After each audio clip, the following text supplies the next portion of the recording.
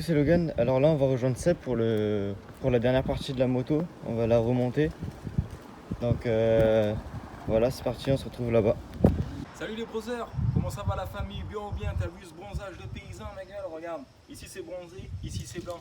Non, je déconne. Aujourd'hui un petit tuto, comment monter son kit origine sur un moteur à M6. Ça va être sur une DT, on va vous montrer ça tout de suite. Mais avant que la vidéo commence les gars, j'offre deux cylindres.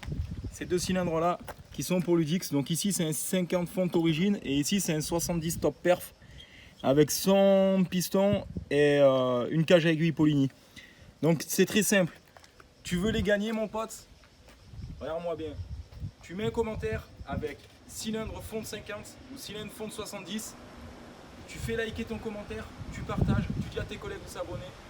Et après on choisira celui qui aura le plus de likes. Celui qui aura le plus de likes repartira avec le 70 fonte. Et le deuxième repartira avec le 50. Je précise bien que c'est des moteurs qui sont pour l'UDX. Voilà. Allez c'est parti, on enchaîne. C'est bon? Bon les gars c'est parti. Donc avant de commencer, voici le kit qui était monté à l'origine, donc kit 50. Serrage, le piston est complètement mort, le cylindre aussi a beaucoup morflé. Donc on repart sur un kit neuf, kit que je vais vous montrer. Donc voilà de quoi c'est composé. Ici, pochette de joint, vous faites attention à ne pas les plier, surtout le joint d'en base. Et ici, tadam, kit neuf. Le voilà. Tac, avec le piston dedans, les segments dessous. Et en fait vous avez ici, quand vous achetez un kit d'origine, une petite notice qui vous dit que le kit est bien d'origine. Ça, vous la conservez. C'est important, comme ça, si vous faites arrêter, même si c'est marqué TNT sur le cylindre, vous pouvez dire que c'est un kit qui est homologué pour la route. Voilà. Donc, avant de monter tout ça, ce que je vous conseille de faire, et ça on vous le montrera après sur l'ordinateur qui est juste ici à côté de moi, vous avez la kit de la notice donc, que la bécannerie vous fournit pour le montage avec le serrage au couple pour la culasse sur le cylindre. Et le jeu à la coupe des segments, tout ça, mais on vous montrera ça après. Donc là, ce qu'on va faire, c'est qu'on va préparer la culasse en remettant ici le thermostat et la sonde de température qui permet le déclenchement du thermostat. Donc je vais ouvrir, c'est parti. Moi, ce que je vous conseille de faire, c'est qu'il y en a beaucoup ici qui viennent mettre de la pâte à joint ici pour faire office d'étanchéité et surtout pour pas que ça se desserre. Moi, ce que je vous conseille au contraire, c'est de mettre donc de la graisse à essieu.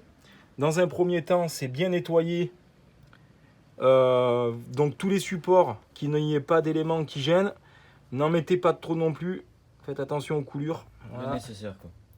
Franchement, honnêtement, ouais. Moi, je préfère travailler avec ça qu'avec de la pâte à joint parce que ça va te permettre, si un jour tu repasses sur un autre kit ou quoi, ou si tu redémontes pour X ou Y raison, de redémonter sans problème quoi. Ça t'assure une bonne étanchéité, la graisse à essieu, c'est ça qui est bien, c'est que quand tu serres, ben, c'est étanche. T'as pas besoin de serrer comme un bourrin. Voilà, tu vois. Tu mets un petit coup de clé après. Donc là, on va remonter le thermostat. Nous, on conserve les vis cylindres d'origine. Donc moi, ce que je vous conseille de faire, c'est quand vous les remontez sur votre bas moteur, c'est de mettre de la graisse à essieu ici, parce que comme vous pouvez voir ici, ça rouille. Et ça, c'est normal. Tac. Ici, ça rouille. Ça, c'est le liquide de refroidissement. C'est tout à fait normal. Pas de panique, hein, comme vous pouvez voir dans le cylindre. Il y a au taquet de rouille. Hop. Voilà, ça, c'est normal. C'est le liquide de refroidissement. Donc moi, ce que je vous propose tout de suite, c'est on coupe. Je prépare mon support. Je vous montre la fiche technique du cylindre d'origine. Je vous explique en détail. Et après, on s'attaque au montage. C'est parti, les gars.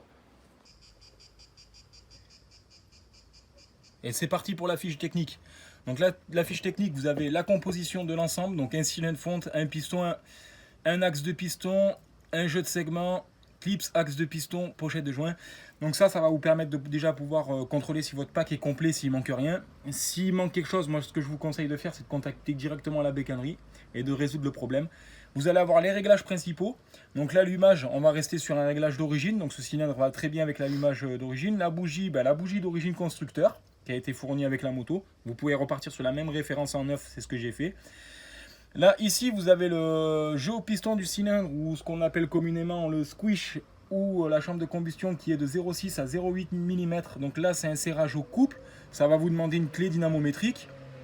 Et ici, vous avez le jeu à la coupe du segment. Ensuite, vous avez le conseil de montage. Ça, c'est très bien pour les novices. Moi, ce que je vous conseille, c'est de garder l'ordinateur à côté de vous quand vous faites le montage.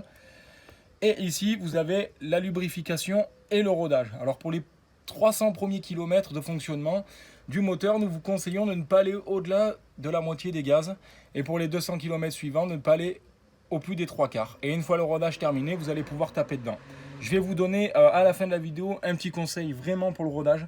C'est très important et moi, ça m'a permis de garder mes cylindres longtemps. Allez, c'est parti. Donc, dans un premier temps, quand vous avez fini donc de monter sur votre culasse les éléments qu'il y avait sur l'autre, sonde de température et thermostat, il va vous falloir monter les segments sur votre piston.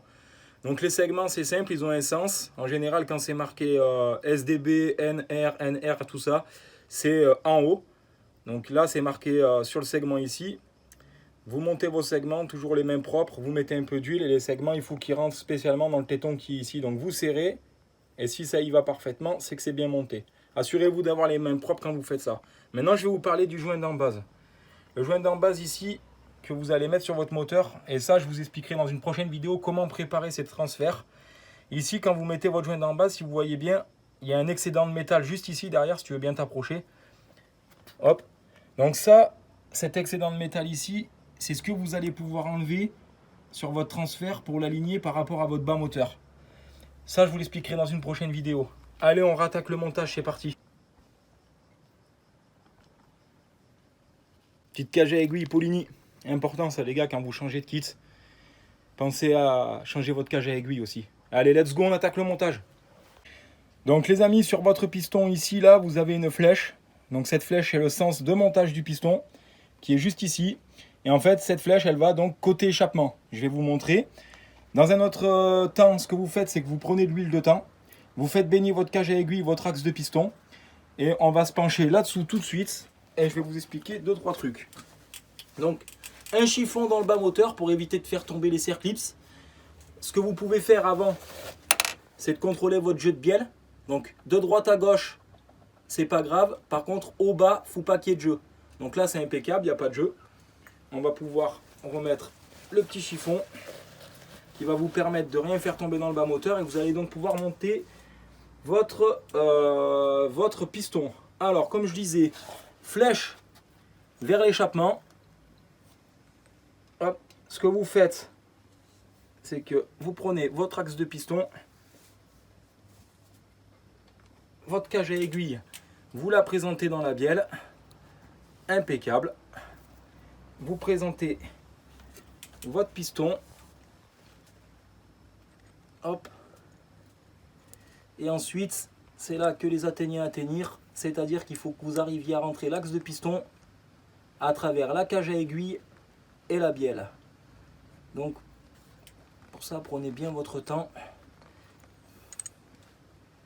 Là, je suis en face. Voilà. Une fois que vous êtes en place, il vous reste à mettre les serre clips que je vais mettre tout de suite. Donc là, le piston est monté sur la bielle. Les petits serre clips qui sont ici, hop, dans le petit pochon, je vais ouvrir. Vous avez des gorges qui se situent juste là-dedans, donc à l'intérieur ici, et vous allez devoir mettre vos demi-lunes, ou ce qu'on appelle aussi les clips de piston, qui vont vous permettre de tenir votre axe de piston sur votre bielle. Les voilà. On coupe, on reprend.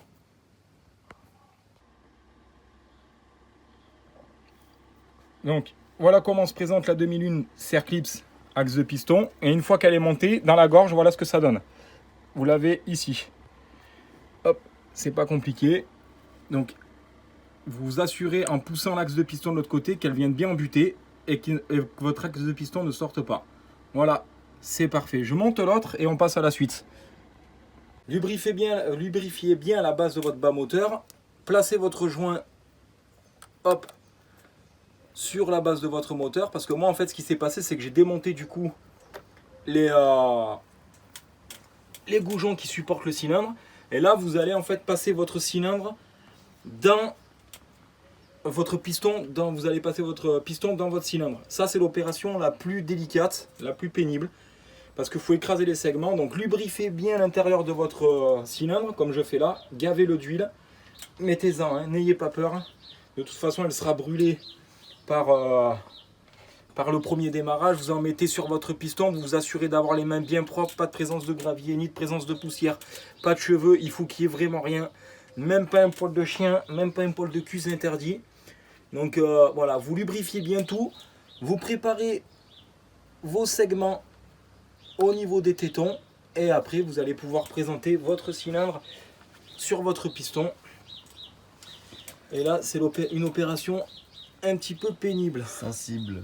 Ouais, sensible mon Logan. Donc tu descends ton piston dans ton bas moteur. Est-ce que tu veux de l'aide? Ouais, on va le faire. Donc là, je vous ai expliqué. Après, à vous de le faire. Logan va m'aider. On coupe, on reprend. À tout de suite. Donc les poteaux, quand vous serrez vos écrous de culasse, vous les serrez en croix. Donc je serre celui-là, je serre celui d'en face, je serre celui-là, je serre celui-là. Toujours en croix. Donc quand vous arrivez à un moment donné, ça va commencer à forcer, vous arrêtez parce qu'il va falloir serrer au couple. Vous voyez ce que je veux dire? Et ça, je vais vous expliquer comment régler votre dynamo. Parce que si vous voulez, en serrant en croix, vous écrasez bien votre joint de culasse et vous faites quelque chose de propre. Vous faites quelque chose de propre. Hop, je vais serrer un peu celui-là. Dès que vous sentez que ça commence à forcer, vous arrêtez et vous serrez au couple.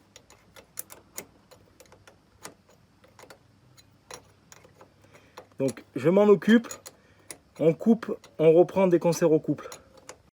Donc là on va s'occuper du serrage au couple, donc voici ma dynamo. Donc eux ils préconisent entre 0,6 et 0,8. Donc ce qu'on va faire c'est qu'on va se mettre à 0,7. Pour régler votre dynamo ici vous avez des graduations ici aussi. Donc là on va la porter à 0,7. Donc il faut que je cale mon 0 sur mon 7 comme ici. Donc là 0,7 c'est aligné. Je tiens ma clé dynamo, je verrouille pour empêcher celle-ci de tourner. Hop. Je regarde que je sois bien en serrage et je vais serrer ma culasse au couple. C'est bon? Ouais. Donc là, vous voyez ma main. Donc ce que j'ai fait, c'est que j'ai apporté toutes mes vis de culasse en butée. J'ai commencé à presserrer et dès que ça forçait, donc mes 4 vis à force égale, ben là, je vais serrer au couple. Donc je m'y prends doucement. Je continue de serrer en croix. Hop. Donc là, je les vise face à face, mais je continue de serrer en croix. Et dès que vous entendez votre clé dynamo déclenchée, vous arrêtez de serrer. Je continue de serrer et on vous reprend après. Démarrage, je vais lancer un coup de contact. Et normalement, si votre kit est bien monté, tout est bien fait, tout est bien assemblé, ça devrait démarrer. Voilà. Donc moi, ce que je vous préconise, c'est de la laisser tourner un petit peu à l'arrêt, 10-15 minutes, tranquillement. Voilà, pensez bien, quand vous remontez un kit comme ça, au réglage de votre pompe à huile quand elle y est, là en l'occurrence elle y est, tiens, viens voir, je vais la remonter. La pompe à huile est ici. Donc moi j'ai augmenté un petit peu le débit d'huile. J'ai mis 2,4%. Donc là comme vous pouvez voir, ça y est, nouveau kit monté. Super.